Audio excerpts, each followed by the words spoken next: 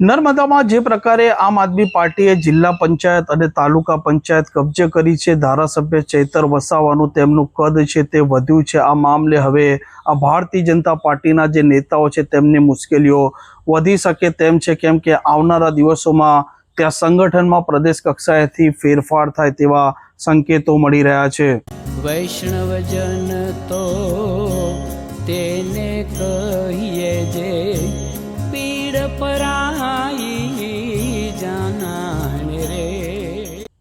નમસ્કાર, આપ જોઈ રહ્યા છો નવજીવન ન્યૂઝ અને હું છું આપની સાથે તોફિક ગાંચી। જે પ્રકારે નર્મદા જિલ્લામાં આમ આદમી પાર્ટી છે તેમણે જિલ્લા પંચાયત પણ કબજે કરી છે, સાથે સાથે તેમણે કેટલીક તાલુકા પંચાયત અને કેટલીક સીટો કબજે કરી છે। ત્યારબાદ નર્મદા જિલ્લાના ભારતીય જનતા પાર્ટીના નેતાઓ સ્તબ્ધ થઈ ચૂક્યા છે, કેમ કે ધારાસભ્ય ચૈતર વસાવાએ સ્થાનિક સ્વરાજની ચૂંટણીના અનેક મહિનાઓ પહેલા આ વિસ્તારમાં અનેક પ્રકારની સભાઓ ગજવી હતી। સાથે સાથે આસપાસ રહેલા આદિવાસી વિસ્તારો છે ત્યાં પણ તે સભાઓ ગજવી રહ્યા હતા અને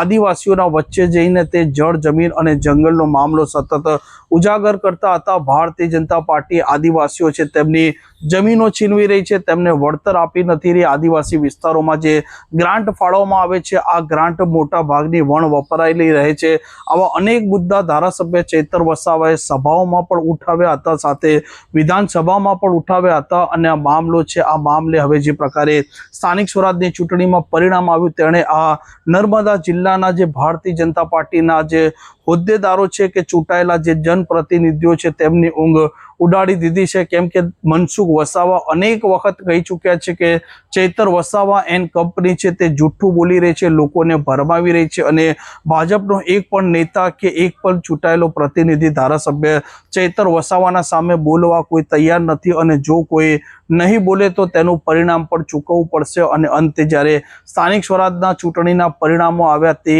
દર્શાવી રહ્યું છે કે મનસુખ વસાવાએ જે પ્રકારે વિરોધ દર્શાવ્યો, પરંતુ અન્ય કોઈ ભારતીય જનતા પાર્ટીના નેતાએ આ ધારાસભ્ય ચૈતર વસાવાના જે આરોપ હતા તેનું કોઈ પણ પ્રકારનું કાઉન્ટર ન કર્યું અને તેમણે જિલ્લા પંચાયત પણ કબજે કરી, તાલુકા પંચાયત પણ કબજે કરી અને હવે માનવામાં આવી રહ્યું છે કે પ્રદેશ કક્ષાએથી આ જે પ્રકારે ભારતીય જનતા પાર્ટીની હાર થઈ છે તેની સમીક્ષા થઈ રહી છે અને સંભવત તેવું પણ બને કે આવનારા દિવસોમાં પ્રદેશ કક્ષાએથી કોઈ મોટો નિર્ણય લેવામાં આવે અને નર્મદા જિલ્લાનું ભારતીય જનતા પાર્ટીનું જે સંગઠન છે આ સંગઠનમાં ફેરબદલ પણ કરવામાં આવે અને જો આવનારા દિવસોમાં જે પ્રકારે હવે વિધાનસભાની ચૂંટણી યોજાવા જઈ રહી છે, આ ચૂંટણીમાં આ જિલ્લામાં રહેલા જે હાલ ધારાસભ્યો છે તેમાંથી ઘણાના પત્તા કપાય તો પણ નવાઈ નહીં, હાલ આ ચર્ચાઓ ઉઠવા પામી છે। જોઈએ ધારાસભ્ય ચૈતર વસાવાએ જે પ્રકારે નર્મદા જિલ્લામાં તેમની આમ આદમી પાર્ટીની મજબૂતાઈ વધારી છે અને ભારતીય જનતા પાર્ટીના નેતાઓની ઊંઘ ઉડાડી છે, તો આ ભાજપના નેતાઓને હવે કેટલું નુકસાન થાય છે। આ પ્રકારના સમાચાર માટે નવજીવન ન્યૂઝ ચેનલ સાથે જોડાયેલા રહો। નમસ્કાર।